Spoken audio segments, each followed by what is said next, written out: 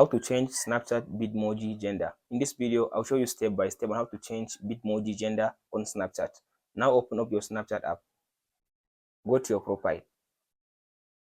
Now go to settings. Scroll to down. Go to Bitmoji.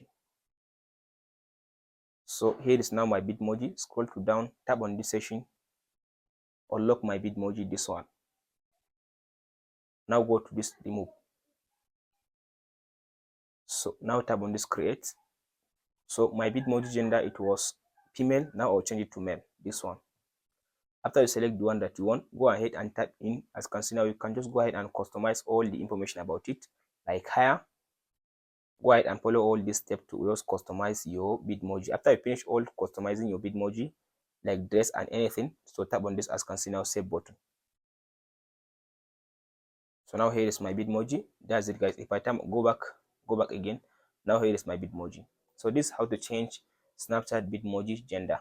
Like and subscribe.